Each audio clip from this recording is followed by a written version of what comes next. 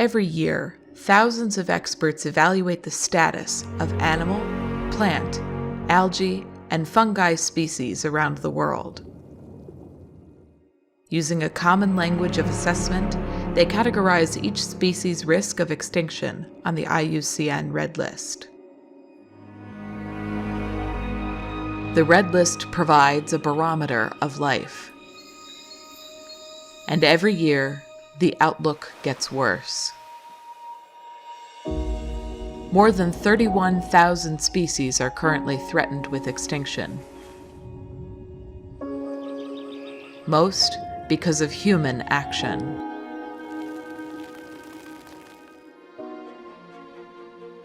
But human action can also reverse the Red List trend.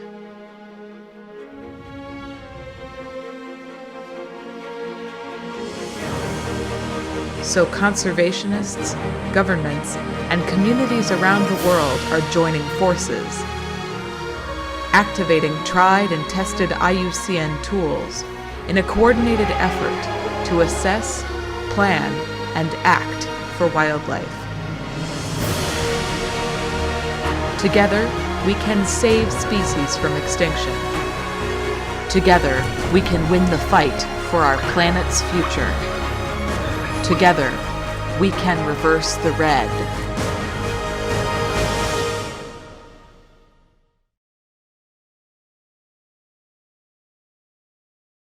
Okay, thank you all for coming. Hello, everyone. I'm Jared Lipworth, Executive Producer and Head of Impact at HHMI Tangled Bank Studios and a storytelling partner of Reverse the Red.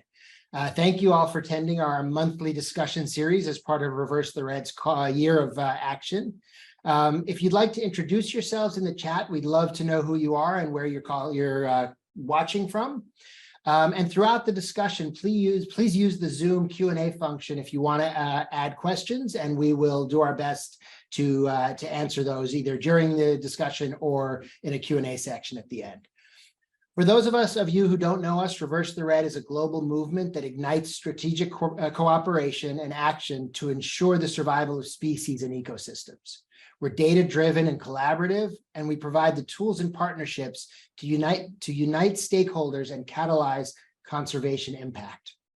Reverse the Red also firmly believes in the power of storytelling to mobilize action and create positive change. As our esteemed panelists will tell you, storytelling has a unique ability to connect people on an emotional level, to foster empathy, and to inspire collective action. And as you'll hear, stories can take on a lot of different forms and have an impact in a lot of different ways. Yet it's often overlooked as the powerful conservation tool it can be. So let's dive right in, because both of our panelists are passionate about the power of storytelling, have very different storytelling backgrounds, and are going to reveal all their secrets about how to tell a great story. First off, Sue Chin is Vice President of Planning and Design and Chief Architect for the Wildlife Conservation Society. She's been involved in projects such as Congo, Tiger Mountain, and Madagascar, and is currently working on Ocean Wonders, sharks, and the restoration of the New York Aquarium. I'll turn it over to Sue to do a more detailed introduction, and then we'll introduce our next panelist. Jared, I guess I gave you an old bio because that's a couple of years old. We actually finished Sharks and opened it in 2018. So Excellent. A little further along here. Yeah. Anyway, so I wanted to start by talking a little bit about the Wildlife Conservation Society and the organization itself. So I'm just going to do a quick share screen here. Okay, oops, did I do that? Hold on, technical difficulties. There we go. Okay, so what I have up is our 2030 strategy, which is that, obviously we have a clear mission to save wildlife and wild places. And, we think of our zoos and our aquarium as gateways to connect people to nature and to animals and inspire them to care about nature and about conservation. So, we are 5 parks in New York City. We're green spaces within this urban fabric. The Bronx is 265 acres. which is about 107 hectares. Central Park, which is in the heart of Manhattan, is 6 acres, 2.4 hectares, and all of these. We have about over 3.5 million visitors that come to all of our parks collectively annually. So a little bit about what I do within the organization, or what our team does. We have an in-house design team called EGAD. It stands for Exhibition and Graphic Arts Department, not the expletive. The benefit of having an in-house design group is that we have this sort of clarity and understanding of our specific mission and also our audiences. And, our team is architects. I'm an architect, landscape architects, graphic designers, exhibit developers, and exhibit and sign fabricators, and they all play a role in storytelling. We have an integrated design approach, which many of you know, because it's not ours. This is something that the profession uses, which is this sort of idea of creating conservation action through personal relevance, through this affective or inspirational piece, which is our emotional connection, but also providing information, cognitive information, the facts, the information that helps people understand what the animals are and their relationships to their habitats and so on. So in addition to telling these specific stories, we at exhibits, we also want to make sure that our entire experience at any of our parks really holistically engages people with the conservation story. So we're looking at an overarching story for the overall experience, as well as those individual stories. We want people to leave our visits understanding that their visit to our zoo or an aquarium is an act of conservation, that they can be a part of conservation by doing this. So they don't get all of this in one place. We don't have their attention span like watching a piece of media. They're distracted by their own journey, creating their own journey, by logistics, navigation, buying lunch. But we take that as an opportunity to inform people about food choices and the impacts of those various food choices. Even going to the bathroom is an experience. And so, we take the opportunity to give people information while they're doing all of this. And our hope is that this experience creates an awe and wonder for those animals, and a better understanding of the issues that threaten nature, and the work that we at WCS are doing in conservation in the field globally, and also at our zoos and aquarium in New York. And also, the most important thing is to give them a sense of hope and a sense of agency so that they can be a part of conservation. So I'm going to stop sharing there. Sorry, I've got to figure out how to do that. And where's my stop share? There we go. And that's my intro to me and WCS. Great. Well, we will come back to you shortly. Next, I'm going to introduce Brian. I hope I have your updated short bio. If not, please feel free to correct me. But Brian Cimagala is currently a senior producer at Film 45, working closely with the Bezos Earth Fund to tell important character-driven stories around climate and nature. He's also on the West Coast, so hopefully he has had time for a few cups of coffee, and we do thank him for joining us so early this morning. Brian? Thank you for that intro, Jared. It is accurate and up to date, so I appreciate that. I started my career as a production assistant at the History Channel well before digital media. We were, filming on tape. Websites were just going up, and my career has evolved as well as the media landscape. So I've been doing lots of great storytelling, long form for broadcast, a bit of streaming on Netflix, Amazon, and other platforms. And in most recent years, not only has my career kind of honed in on science and conservation and climate storytelling, but also geared towards digital and social media platforms. So my perspective has really been shaped by the changing media landscape. It seems like the bandwidth for people to listen and watch stories has condensed over time, and with lots of great options for stories out there. So that's my perspective that I hope to share this morning. Great, thank you. So let's start off with a really broad question. Just want to get your guys' perspective on really big picture. What elements do you think about that make storytelling, that makes a story impactful or engaging? When from in the world you guys are in, what do you see as the most important elements? Well, for us in our world of zoos and aquariums, it's about animals.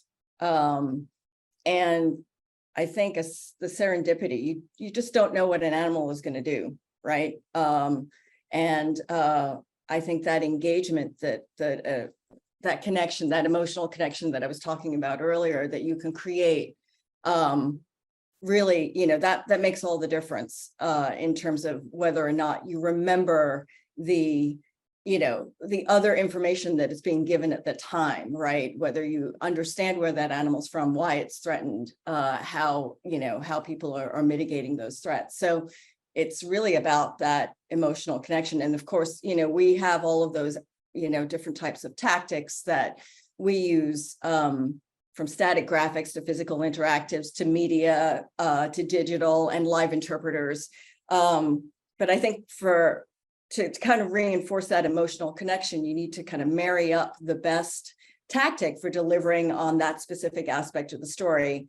And, making sure that we're thinking about different learning styles and how people engage with content. And frankly, for us, it's about choreography, similar to filmmaking, right? How do you tell that story in a way that's a very holistic experience with an emotional arc and creates a place in people's memories? And there's a paper that we wrote about designing to foster connections. And I think Megan is going to put that in the chat for anybody who's interested.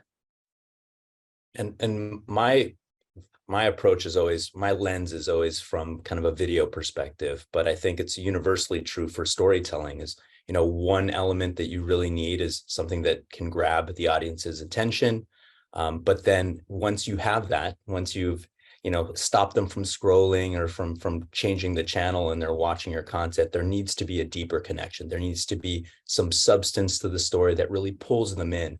One of the challenges that I've encountered, especially with scientists and, researchers, is that they see video or they see storytelling as something to get all the information out. And I would really like to push back against that. There's no one piece of content, no one single piece of story that can tell kind of a multifaceted, the topic or can break down a topic completely. And my approach is always to grab that attention, get people engaged, to care about the issue or the topic so that they'll want to consume more and learn more about that idea or that concept. So I think it's, grabbing attention, really deeply connecting with the audience and pulling them in. And then, the third part of that is doing so in a way that compels them to learn more and to take a deeper dive. And that really, Brian, oh, I'm sorry. Go ahead. I was going to say that speaks to that personal relevance piece for us anyway. And, understanding what might be relevant to our audiences, because, it's a broad and diverse audience that comes into zoos and aquariums. They're self-selecting to some degree because they're here, but they're interested in different things. So you're grabbing that, that relevance for those individuals is really important. It's interesting to hear the words you guys use, because Brian, I think, you and I come from a world, what you were describing, what I was hearing is creating that narrative arc across a piece that gets people invested and carries them through. Sue, you talked about the choreography, and I think that's just a great visual of, it's a similar plan. You're trying to get people from here to there, and you design the program or the exhibit to do that. Along those lines, when you're thinking about a new exhibit starting from scratch, when does storytelling come into the process? When do you decide this is what we're trying to do? What are our goals, and how are we gonna make sure that the visitor gets out of this experience what you want them to? It starts at the very beginning. I mean, obviously, there's thinking around the animal, collection and how it fits within the collection plan, but even our collection plan, addresses, what people want to see, but also what stories, that those species can tell. And so, storytelling is the beginning of exhibit development for us.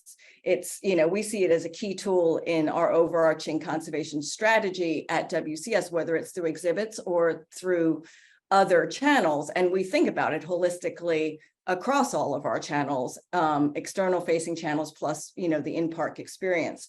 So we have a very clear remit, because we are doing conservation work around the world. So our goal is to be able to show people that people are working on, and we are working on, various conservation efforts around the world. And that's really important, because, if people know that people are working on it, they have hope too. They know that they can be a part of something that contributes to that. And so, to me, it's at the very beginning, we create an interpretive storyline, similar to the narrative that I'm sure you create. And then we figure out how every aspect of the design can support the, that storyline. And that maybe people think about graphics or media telling the story. We don't stop there. I mean, people are walking through a space. We have an opportunity to create a space that supports that storyline. So I'm just going to share, sorry, I'm going on a bit here, but I'm just going to share this image that I have of Congo. And, Congo is, we talk about landscape immersion, and that is a concept that's been around in zoo design for a very long time. But this says it all. It's that sort of blending of the habitat, the idea that you're walking through the same place, right? It's a sense of place.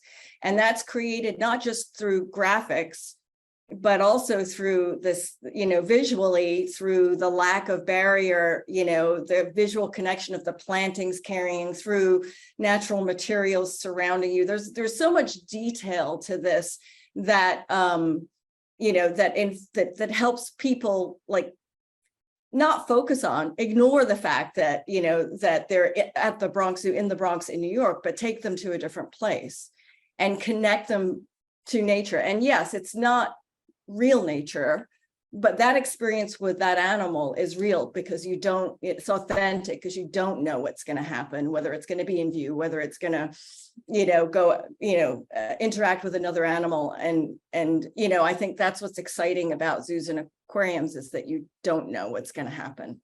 Yeah.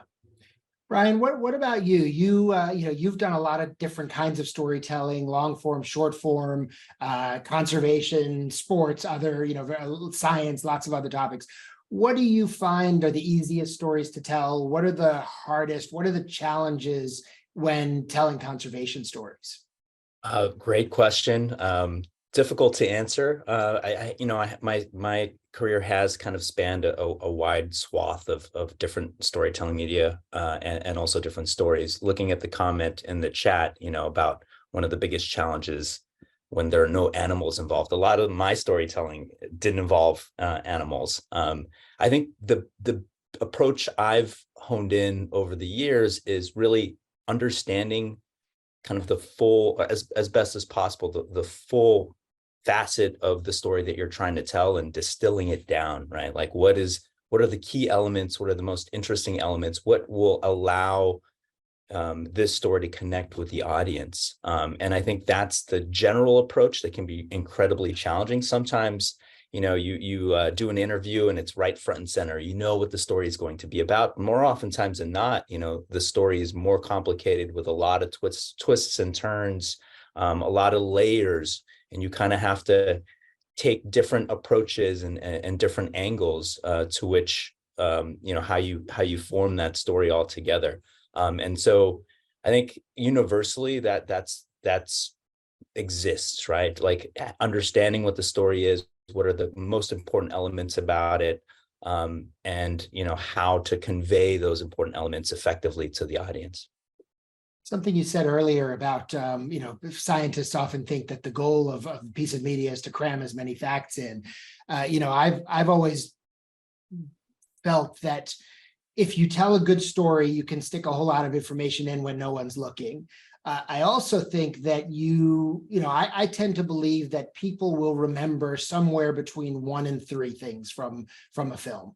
And so, for my when I'm thinking about a film on a particular topic, I'm thinking early on about what are those 1 to 3 things I want them to remember, and how do we make sure that those are memorable moments in the film? So, I think you're right. There's a way to think about it so that, again, trying to get the audience to take away what you're intending them to take from it.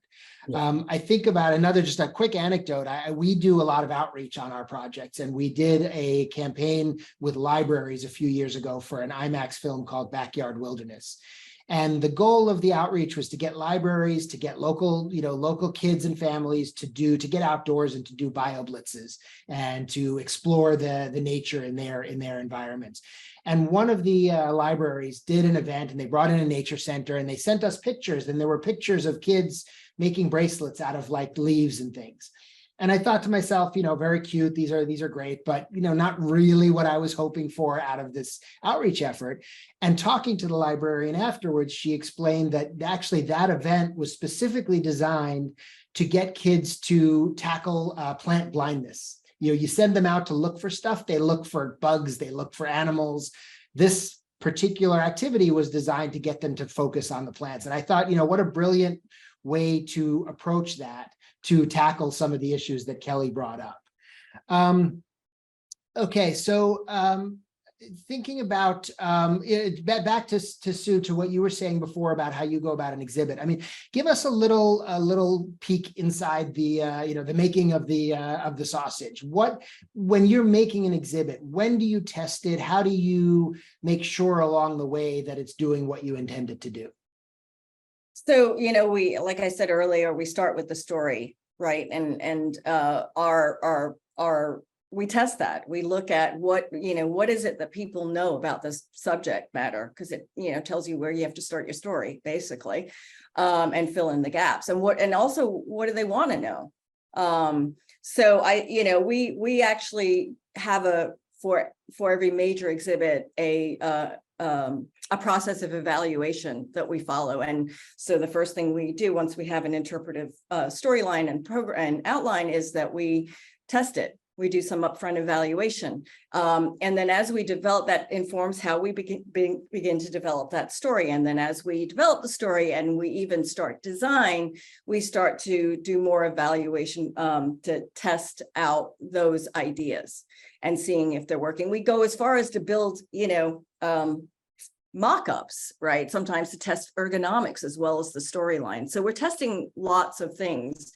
And we're very lucky. We have an in-house evaluation group in our education department with very talented and expert people who can help us. And, and on our staff, our exhibit developers are expert in visitor studies. So we create these evaluations together. And sometimes we hire consultants as well. And then, of course, once we've built the exhibit, we do a summative evaluation in looking at, well, okay, these were our goals in terms of content goals, education, messaging, all of that. And we test all of that to see how well we did and where we can make improvements. And sometimes that informs like real issues that we have to change in the exhibit. With Congo, we actually did one 15 years later, just to see how it was holding up and whether or not people were still getting the message. Yeah. And I know it varies a lot, but how long does it generally take from, sort of initial green light to an exhibit opening? Well, okay, that's a really tough one, because people are going to be horrified, because I think when something becomes an idea, because we're in-house, we're not a design group from the outside, we're in on the sort of brainstorming and the ideation in the beginning. And so, from that moment, then you have to start fundraising. It's years, right? But building an exhibit can, depending on the scale of the exhibit, can be 1 year, it can be 3 years. But there's that whole period of, design and documentation that has to happen before. But even before that, the fundraising, So it varies a lot. Got it. Okay. Brian, how about you? So you, again, I know I've mentioned this a few times, you've done a lot of different kinds of storytelling, a lot of different topics. What drew you to the work you're doing now, to the conservation focus? What do you see as the opportunities there, but also the challenges in that kind of storytelling? Yeah, I mean, emotionally and kind of personally, I think this is some of the work that I'm doing now is some of the most important work in my career, right? Like this is geared towards not just entertaining folks or getting people to watch, but really trying to shift the conversation and to allow climate work and conservation work to be part of shaping people's kind of priorities and lives, right? Like there's the low-hanging metrics of the videos I want people to watch and like and share and double tap and everything. But ultimately, we want to change the culture to allow people to believe that the work towards, protecting people and solving climate change, quote unquote, is possible, and that work is happening in earnest now.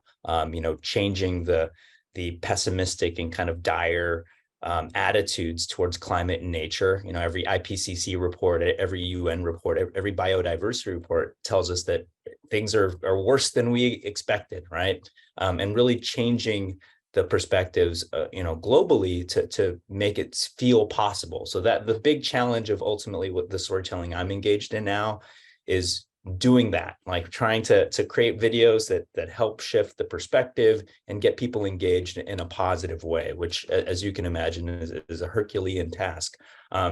There's also, the challenge of trying to understand that the Bezos Earth Fund, they give out so many grants across, different areas of focus, whether it's conservation or restoration or, environmental justice. So the challenge of my work now is trying to hone in and focus on like what stories, what grants, what work make for compelling video. So I think it's a double-edged sword in that way, where I was at a point in my career after doing a lot of different stories and creating a lot of documentary style films that I really wanted to make a meaningful impact and work towards something that I think would be beneficial to my kids and people, just the globe and the planet. And it comes with incredible challenges. It's not, just trying to get ratings on Netflix or getting that engagement on social media. It's really looking at the bigger picture and trying to change perspectives across the world.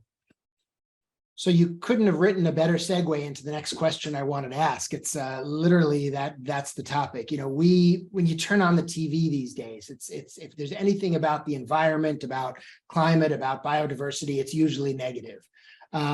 Reverse the Red is committed to optimism-based approach. It's data-driven. It's not blind faith, but it is optimistic.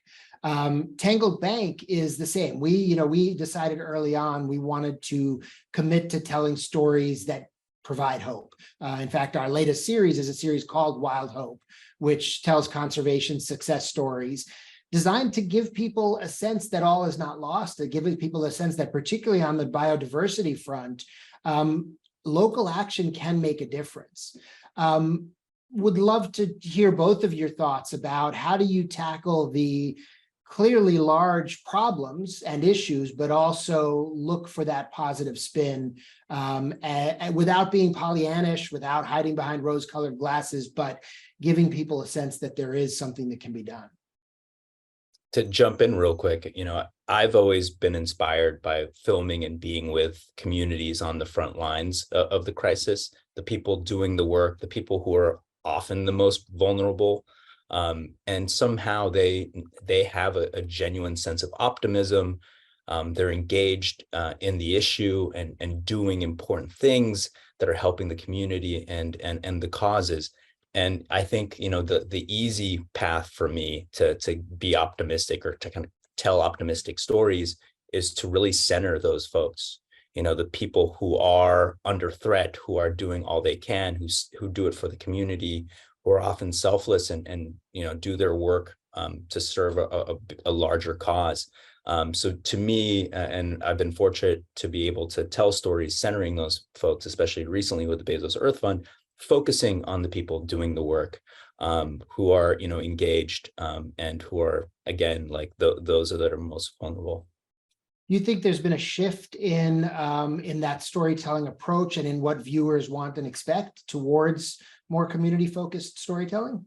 I think so. I mean, looking at the landscape, from Al Gore's film early on about climate, I think initially the approach was to tell people how dire things were and how serious the problem is. I think we've all, over the years and decades, have heard how bad it is, right? We've seen the images of the polar bear, struggling on the small piece of ice as it melts.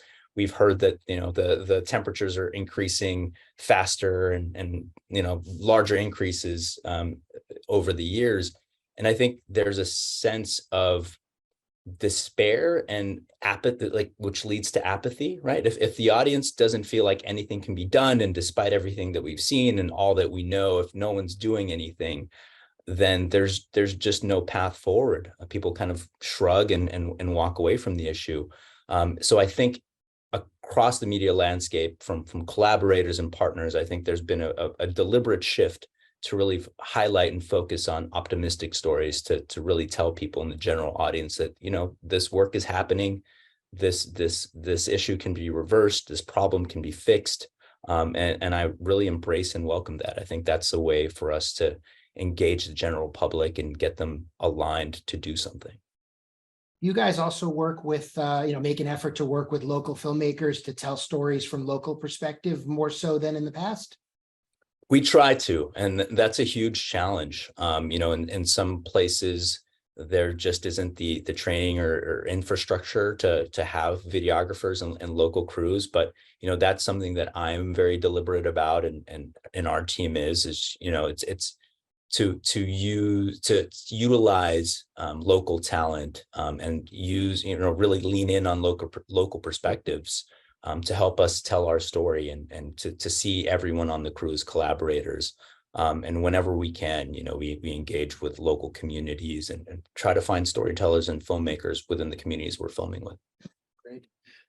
Sue, same question for you. How do you balance the sort of the need to tell a responsible story about animals that are often endangered, critically endangered? How do you make sure people understand the severity of the situation while also telling a positive story? One of the questions that came in the chat was about how do you bring the animal welfare, health, and care elements of an exhibit into the storyline? So I think those are sort of both sides of that question. How do you find that balance? Well, it is a balance, right? I mean, I think it's a similar response to what Brian said. We also attract very young visitors at our zoos and our aquariums. So, they're just beginning to understand and experience the natural world. So, developmentally, they may not be ready for the world is going to implode, right? And we don't, we want our visitors to actually have hope, to see their potential for impact. And by presenting too much overwhelming information that's dire, people will shut down emotionally. It's that, why bother, right? So we're very conscious of that. And we, it's part of our choreography as we think about an exhibit is to present the bad, but along with the message of hope at the end. And, our theory of change at WCS is one of hope. It's, I think Megan can also put this in the chat. The bottleneck to breakthrough theory is based on the idea that the global recovery of nature is possible within the lifetime of a child born today. But it requires a lot of work, right? But it's possible, which, that's something I hadn't heard. And certainly with 90% of the world being urbanized by the end of the century, zoos and aquariums have a role in educating those urban populations as they get more disconnected from nature. So having that balance is really important. It can't just all be gloom and doom. And I think, there are other people looking at frameworks for how to communicate information like about climate change. The National Network for Ocean and Climate Change Interpretation, NOCI, some of you know about, and that we use their framework to develop the interpretation for our sea change exhibit, which is a climate change exhibit at the aquarium. And it's really that this approach is a commitment to using, evidence-based communication methods, but also providing that social and emotional support that's needed to engage in the subject matter. And so, I think we think about we overthink all this stuff because it's important to overthink it as you communicate to your visitors. And thinking about the question that was in the chat about how we talk about, I think it was about how do we include welfare, health, and of the animals and care as part of the exhibit storyline.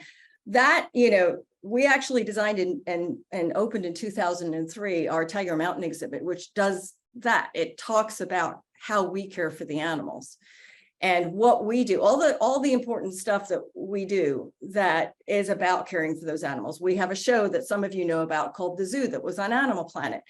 That is all about showing those stories that you don't see because you're here and you're walking around, you're having your own experience, but telling that story of how we care for the animals and the relationships that these individual animals have with the staff that care for them. And to me, it's really important to show that it's not easy. This is a lot of work, and there's a commitment to it and a passion for it. So, I can attest and we were talking before we started the panel about the fact that I went to camp at the Bronx Zoo as a kid, and it was, a week that really inspired my whole career. But I think one of the things I remember most about that was the behind the scenes, was being able to get that chance to peek behind the exhibits, which, gave me a totally different perspective on what zoos are, what zoos do, and what benefits they can have. Just to go back to something you said a minute ago, you talked about providing the social and emotional support. What does that actually look like? How does that get incorporated into into an exhibit, into a program? We've been exploring a lot of in different ways, in small ways, in different exhibits, the idea of multi-generational communication, how we can instigate that because most people are coming as not always, there are school groups as well, but there are multi-generational groups that visit. And so how do you get people talking about a subject in a way that feels safe to them? So we have, little cues here and there in the Madagascar exhibit, for instance, that point out different things that begin to, not about serious subjects, but begin to develop that and reinforce that bond of, whether it's a child that's empowering a child to point out something because it's on the glass that we're showing them that an adult may not see because they're looking above the glass, and creating those moments of connection so that people have a way to talk about some of these issues. So to me, the best emotional support is your family, your friends, the people that you socialize with, and they can be a reinforcing factor in your visit. Great. I'm going to combine two questions that have just come in. One was asking about how do you, without disrupting a narrative, how do you bring the people that are doing the work into the conversation, into the story, and then also how do you include calls to action in a piece? And I know when I think about my career and I think about natural history filmmaking up until quite recently, filmmakers did everything they possibly could to frame the people out of the story. It was about the wild. It was about nature, as if people didn't exist. And I think there's been, I've noticed and certainly been a part of a big shift towards framing the camera the other way, so that you do see those connections. You do understand that there are very few places that are completely wild without any kind of human interaction or involvement. But from a storytelling perspective, Brian, I mean, when you're thinking about how to engage an audience, how do you balance those? How do you look for, and what are your goals for these pieces in terms of getting people to take action? Yeah, first for the call to action kind of question, I tend to see all videos and all kind of media content as having some call to action, whether it's explicit, a donate button or learn more, pushing to more information, or kind of a softer implicit call to action, right? Like each video that I create, I like to think that there's something that I want the audience to do. whether it's just to generally care about the electric school bus initiative that the Bezos Earth Fund is supporting, or to care about, the mangroves in Colombia, right? Like these are things that, these are pieces that I've done where I recognize that the US audience, there's not a ton that they can do to explicitly support, initiative that involves government and funding and private industry. But I want them, if they see an electric school bus rolling down the street, to understand like why that bus is important as opposed to a diesel powered bus, right? So to me, there's an implicit call to action to all content that we're creating.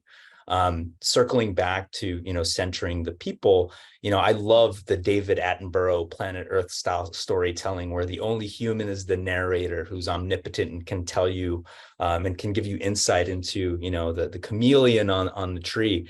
But I also think that there's a great place to, and I love that nature storytelling has shifted in this way to really center the people who are engaging with wildlife, with nature.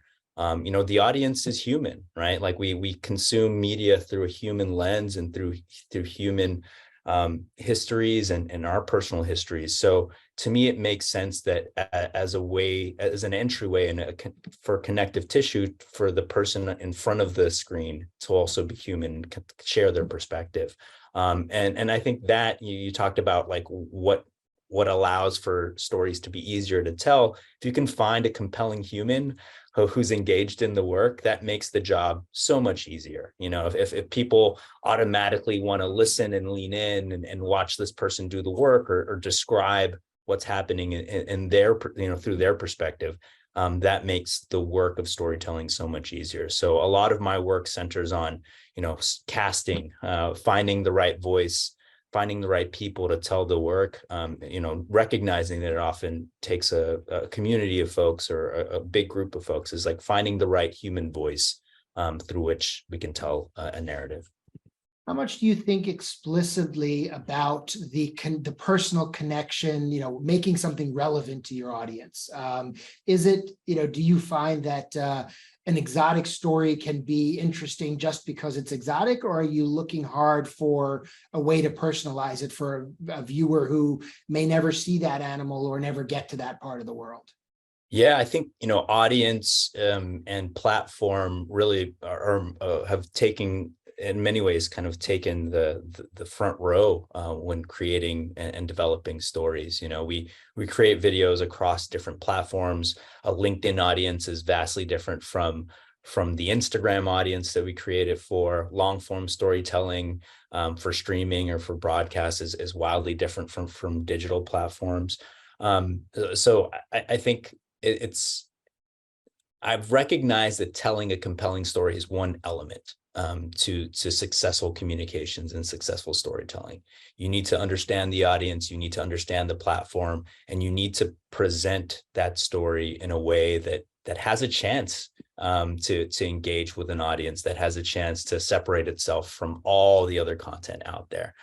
So it's something that you think of from the beginning and through the development and the storytelling process up until the end, where you have a video, you think about how you want to title it and package it and what the thumbnails that'll get people to click or get people to watch. So I think that's an important question that storytellers need to ask themselves at every step in the process. And so that's a related question just came in about the, all the studies about the decreasing attention spans. I think we're down to like 3 seconds or 8 seconds or something ridiculous like that. But how do you adjust your storytelling for that? And then same with you, Sue. How do you, do you notice people are spending less time at exhibits? How do you get them engaged, or is the fact that you've got the gorilla on the other side of the fence enough to keep them there watching? How do you both approach the ever shrinking attention spans, or so we hear?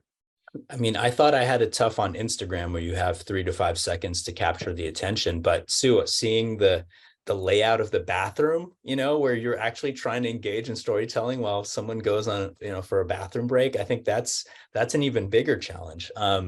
You have a captive audience there. fair, but they may not be, looking at the giraffe on the wall. that's a challenge that I think will continue to evolve as the media landscape changes and evolves, and as algorithms kind of continue to change and social media platforms change. I like to think that everything needs to be in service of the larger story, right? And oftentimes people talk about, the visuals at the top of a piece need to be striking and something that causes people to stop the scroll. Or, you say something really outrageous at the top of a piece so that in the first 5 seconds, the audience stops and listens and watches. But I also think that those elements need to feed the larger narrative. There can't be a disconnect between the beginning and the first 5 seconds of a piece and what you're trying to say, because the audience will, sure, they'll watch the top and then they won't watch the rest of the video. And although you get the view count up, you don't actually service your ultimate goal, which is to inform, which is to engage, which is to, have a call to action for the audience. So I think it's a question that'll continue, a challenge that'll continue to evolve and frankly get more difficult as we have more platforms and more ways for people to consume media. I think it's a little easier for us because people, don't get me wrong, we've noticed that attention spans are shorter, right? Just because, of what's available. But I think people make a commitment to come. And so they're committed for a certain amount of time. It's just how long you can get them to focus on specific things. And having a gorilla that's right there is engaging. And of course, when animals are active and visible, the stay time is longer, but that's not always the case, right? And that's fine. It is what it is. So we have, a variety of other tactics that we use to engage people in the story. And, I mentioned some of them before, but, some of them may be short videos or, physical interactives where they can learn about specific information about an animal or about the conservation impacts. So we have a variety of tactics that we employ. And I think for us, the challenge is that people are constantly distracted. Somebody has to go to the bathroom. Somebody is tired, so they need to sit down for a while. What are we going to do for lunch? Where do we go next? How do we get there? So it's a very, we can tell a story, but it's also, there's a lot of human choice involved, right? We can't keep them on this arc, which we try to with linear exhibits, but it doesn't always work. And they're constantly thinking about these other things because they're, walking and they're breathing and doing all this stuff while they're trying to engage with the story. So, so we do think about attention spans, particularly when we are thinking about our graphics or our media.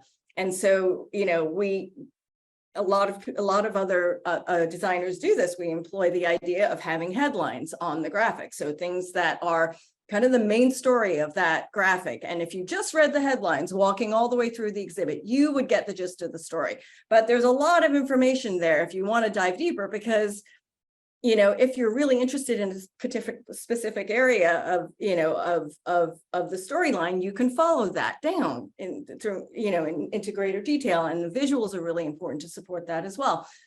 But if you're not, you can keep moving and still get the gist of the story and maybe, dig deeper in another panel.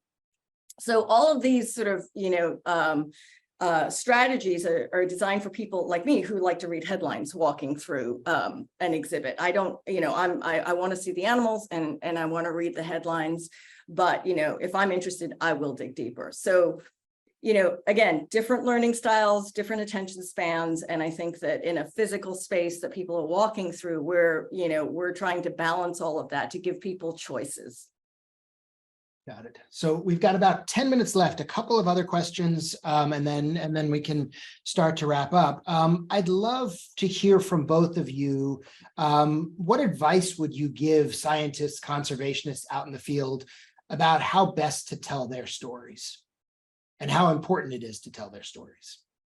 Yeah, I think this for me kind of circles back to, it's not going to be possible to share all the great information and all the perspectives in one piece of media. I like to deliberately use the word distill down what the story is. It's not dumbing it down. It's not simplifying it. It's really trying to distill the story and the concept to the core key components, and understanding like what the video is that you're trying to create, what the goal of that is, what the thesis to the piece is, and making sure all the elements that are included in that story service that thesis, service that larger idea. So I would encourage, all storytellers, but especially scientists who love data, who love layers and layers of information, who love nuance, who love, just the thick papers, research papers that have lots of footnotes. For understanding your audience, if you're trying to get this out, especially to a general audience, like what are the key elements? What do I need to tell in this story? And then what are the best things? What are the best elements that help support that idea? I would agree with all of that. I think it's about making it consumable, right? And in a language that is accessible to people. And I think, when we talk to our field staff about telling their stories, we're always emphasizing that, the idea that, we want everybody to get this story. And so it has to be, something that is accessible, language that's accessible, ideas that are accessible. And yes, absolutely, Brian, distilling it down to what it is, your key message that you want to get across, that's so important. But I would also urge, scientists and conservationists to partner with people who can amplify your message, who, understand your perspective and can get those stories out there, because, these are people that, or partners that have existing channels, they have existing audiences, you can amplify what you want to say through partners. And that to me is a great way to approach that. So what would you guys, if you had to pick one, and this could be a project of yours, or it could be a project that you've seen, what would you say is the one film or project that stuck with you as having the most impact in the conservation space? If you can think of one off the top of your heads. Tough question. Well, okay, I was gonna. Two, if you've got one. I think I've actually got two, if that's okay. One from different perspectives. So Congo opened in 1999, and since then it has raised over $18 million that has gone towards conservation directly, because it was the first exhibit where there was where the additional charge for that exhibit went directly to conservation, and that was in 1999. So that was kind of a groundbreaking move for us, and one that has had monetary impact. From a story impact, I think that ocean water sharks at the New York Aquarium, for me, stands out. And I think there's a short video that Megan can share the link to. But this was about showing New Yorkers the New York that they don't know, which is underwater New York. We live in New York City. It's Broadway, it's finance, it's the canyons of Wall Street, it's, all these amazing things about the city, but we don't identify as a maritime city. So talking to people about the fact that there are seahorses that live under the Brooklyn Bridge, or that there are the whales that migrate right off of our coast that you can go out and see. This was a revelation to a lot of people. We have cold water anemones, we have cold water corals. Turning that sort of world of I live in New York City into this underwater world, I think was an eye-opener for a lot of New Yorkers. And so to me, that has impact in reflecting on where we live and our impact directly on nature here in New York City. Great.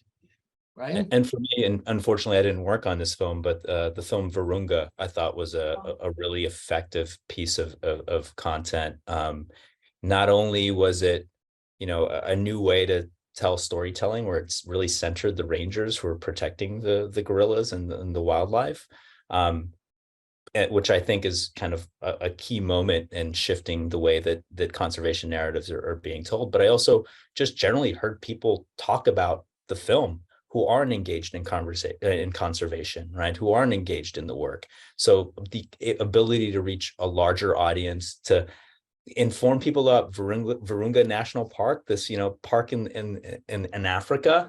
That to me really spoke to the power of effective storytelling, compelling storytelling, taking a different approach. It was much more of like a thriller approach to traditional conservation films. So that was really inspirational to me. And I think, a great example of how you can tackle these stories through a different lens.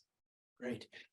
And finally, one odd final question, which has become a little bit of a reverse the red tradition. So I'm going to channel Jenny Gray, our regular moderator, for this one.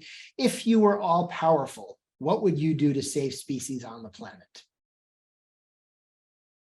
So my answer is make every single one of them Jenny Gray, because I feel like she is all powerful. My perspective is that we need a significant cultural shift across this world, right?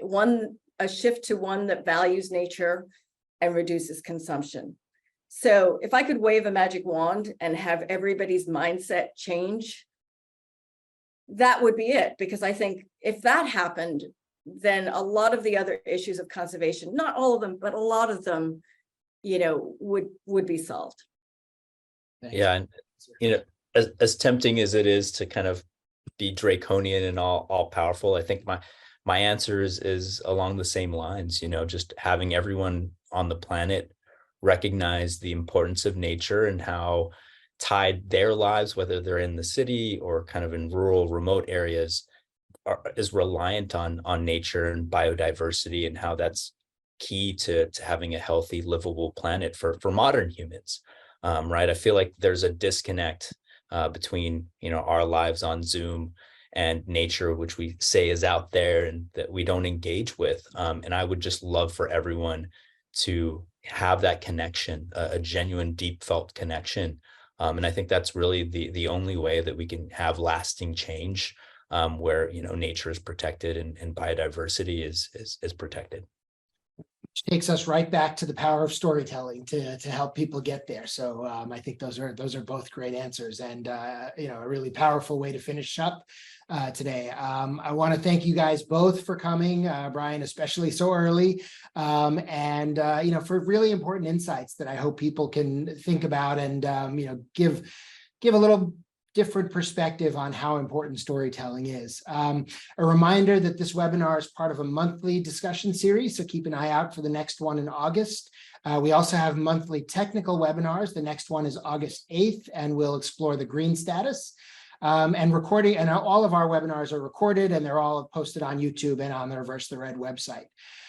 Finally, as part of our Reverse the Red Year of Action, we've put out a call on social media to share your conservation success stories, hopefully taking some inspiration from today's conversation. Please do share your stories. The world needs to hear them. And please tag Reverse the Red when you do. Thanks again to our panelists and our audience, and hope to see you all on the next one. Thank you, Everyone.